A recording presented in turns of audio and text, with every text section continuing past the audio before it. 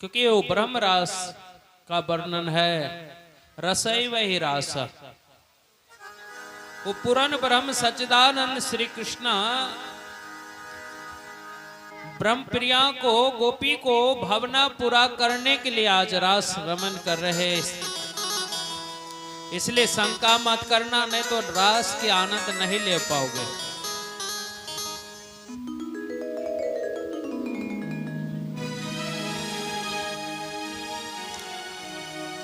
और क्या होते हैं, रास प्रारंभ हुए, भगवान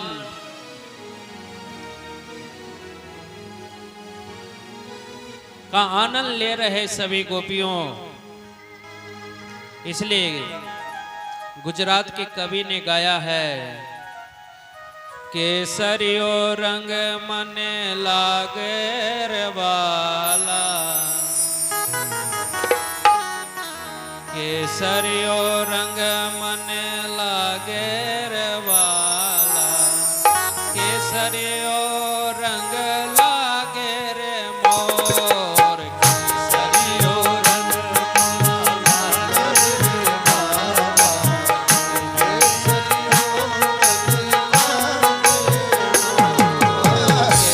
केसरियो रंग लागे केसरियो रंग मन लागे रे वाला, केसरियो रंग मन लागे रे मोर, केसरियो रंग मोरा लागे रे वाला, केसरियो रंग लागे मोर, केसरियो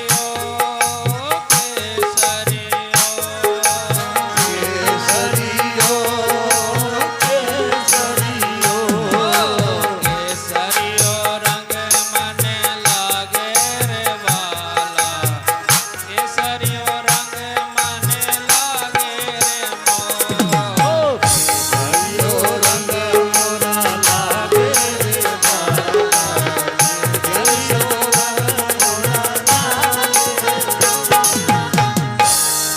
कृष्ण कन्हैया लाल की जय। क्योंकि गुजराती कवि ने रास को बहुत रंग रसैव ही रास का वर्णन किया है।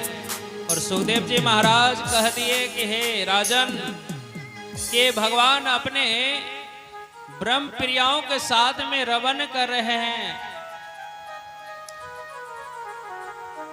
और क्या होते हैं कि भगवान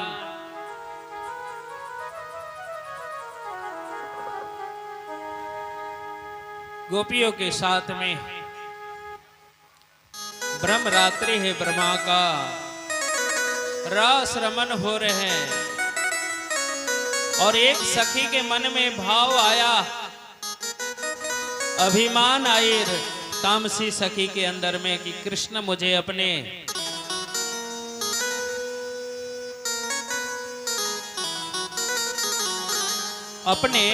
कंधे पर मुझे उठाएं। और इसी समय में कृष्ण अंतर ध्यान हो जाते हैं। कृष्ण कन्हैया लाल की जय। क्योंकि रास रमन हो रहे थे, कृष्ण के साथ में आनंद ले रहे थे।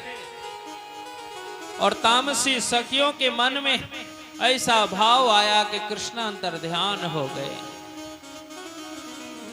और कृष्ण को न पाकर गोपी भूमि पर गिर गई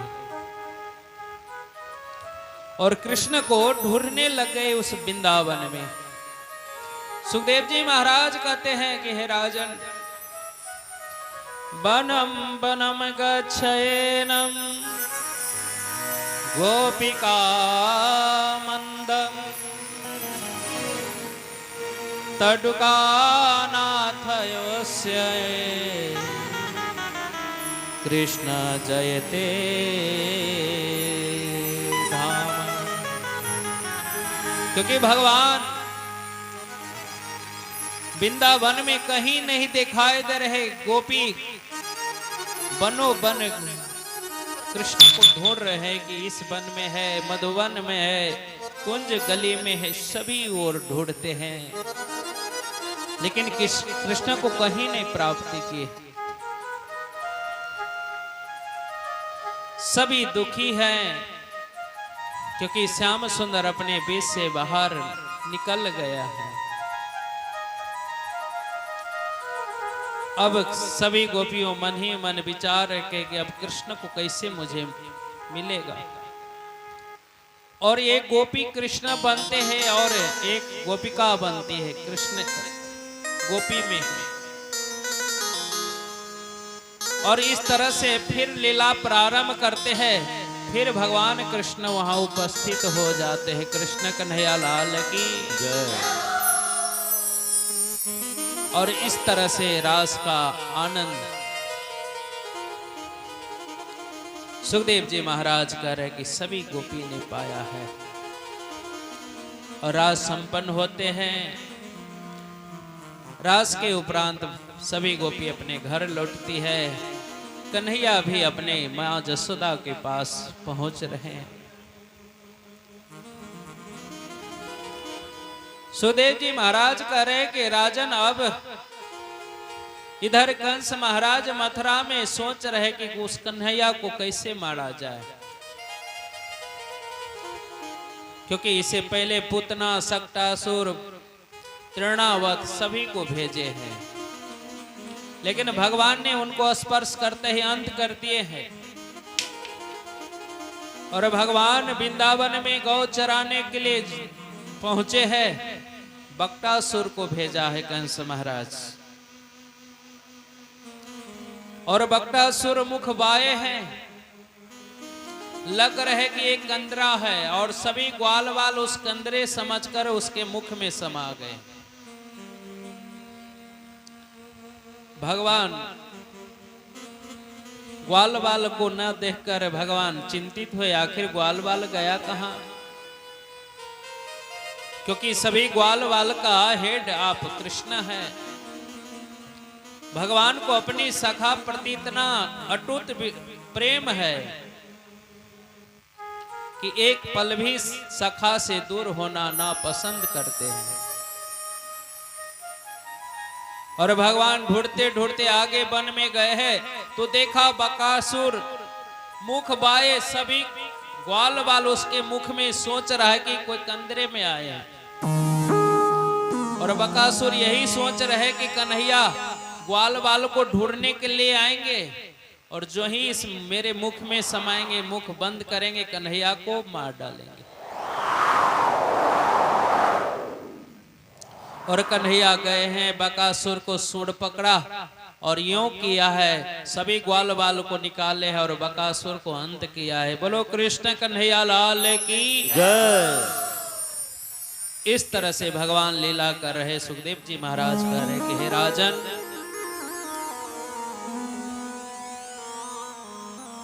कि कंस महाराज को पता लगा कि बकासुर भी मर गए।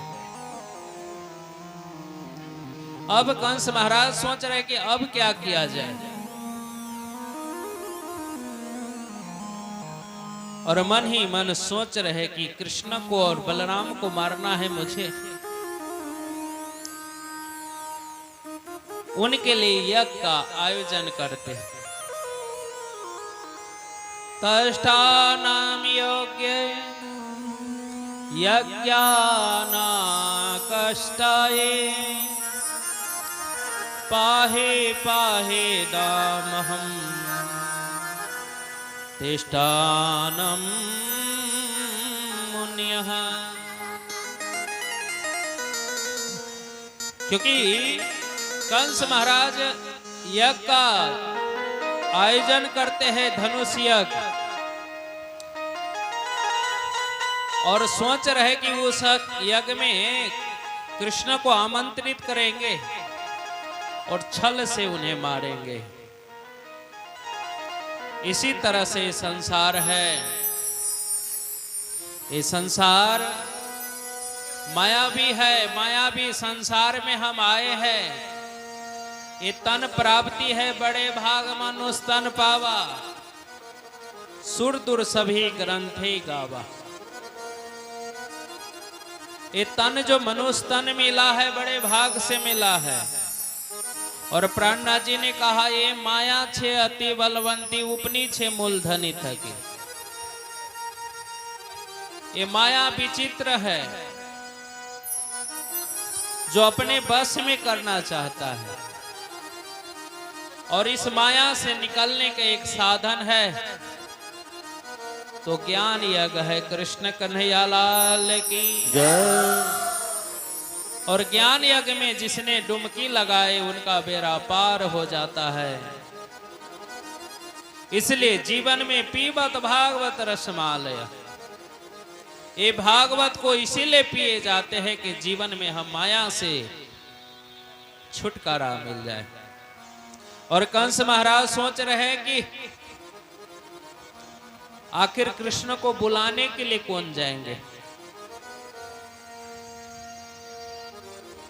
और इसी बीच में अक्रूर महाराज का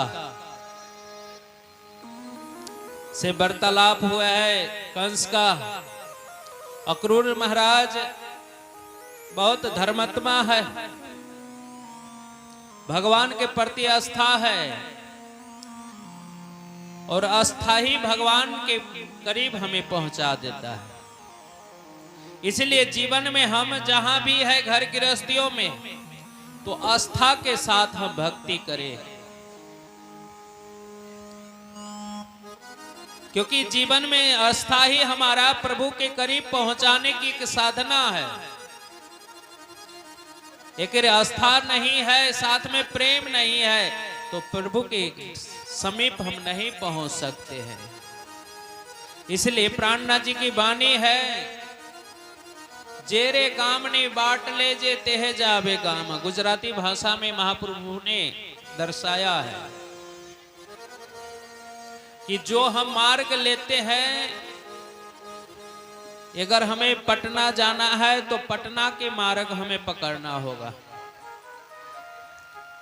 अगर उस मार्ग को हम नहीं पकड़ते तो पटना कभी आने वाला नहीं है। इसलिए जीवन में महाप्रभु ने मनुष्य को चेताया है कि ये जीवन हमारा 2 पल का है, और ये 2 पल में हम जीवन को अपना मानते हैं, संसार अपना मानते हैं।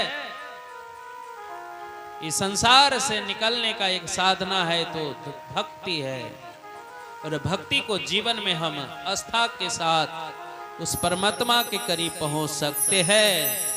इसलिए सुखदेव जी महाराज कह रहे राजन कि अब तुम अपना मन को कृष्ण के चरण में लगा दो, कि ये 2 दिन का जिंदगी है, और 2 दिन के जिंदगी में हम प्रभु का स्मरण कर ले।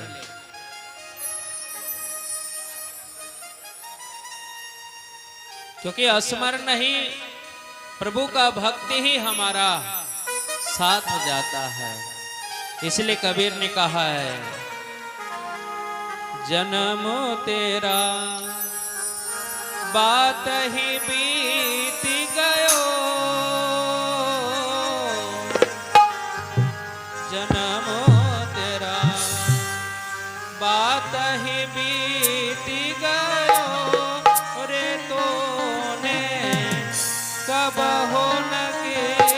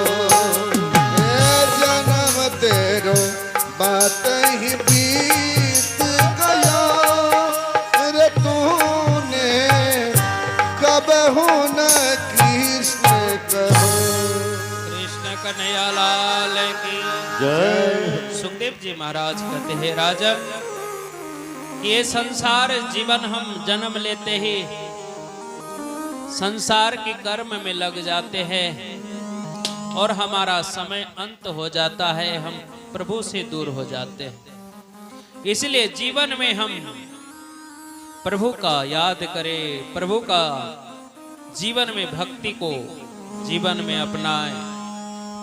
और आज कंस महाराज भगवान को मारने के लिए अक्रूर जी महाराज को भेजते हैं गोकुल, और अक्रूर जी महाराज रथ के लेकर मथुरा से चलकर आप गोकुल पधार रहे हैं। और गोकुल में आए हैं तो सारे गोकुल के नारी ने देखा, गोपी ने कि ये रथ को आए हैं, कारण क्या है? सभी गोपी को चिंता हो गए कि रथ आया, आखिर क्यों आया है? कहीं मेरे कन्हा से कन्हैया को कहीं ले जाने की तो योजना नहीं है।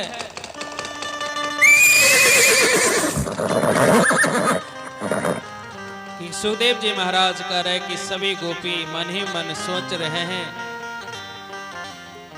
कि शायद मेरा कन्हैया कहीं जाने की योजना तो नहीं बना रहा है, लेकिन गोपी ठान लिया है कि कन्हैया को कहीं नहीं जाने देंगे।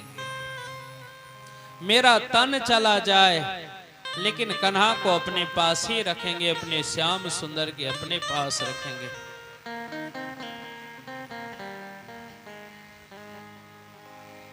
और अक्रूर जी महाराज आए हैं, मैया जसोदा के चरणों में प्रणाम किया है, नंद बाबा को प्रणाम किया है और मैया से प्रार्थना विनती अक्रूर जी महाराज कर रहे कि हे मैया, कंस महाराज यज्ञ किया है और कन्हैया को आमंत्रित किया है, उसमें जाने की अनुमति दिया जाए। ये सुनकर जसोदा मैया ने कहा, रे अक्रूर जी, वो दुष्ट पापी कन्हा कंस के पास में मेरे कन्हैया नहीं जाएंगे कि बालकाल में ही वो कंस ने पुतना को भेजा, सक्टासुर को भेजा, तिरणावर्त को भेजा मेरे कन्हैया को मारने के लिए। उस यज्ञ में मैं तो कन्हैया को कदापि नहीं जाने दूंगा। लेकिन अक्रूर जी महाराज बहुत मैया को समझा रहे हैं, बुझा रहे हैं, लेकिन मैया मानने के लिए तैयार नहीं है, क्योंकि भगवान इस धरती पर आए परित्राणाम साधूनाम संभवानी युगे युगे, धर्म की संस्थापना के लिए प्रभु आए और प्रभु को आगे लीला बहुत करना है। और अक्रूर जी महाराज सोच रहे कि आखिर मैया से अनुमति मिलेगा कैसे।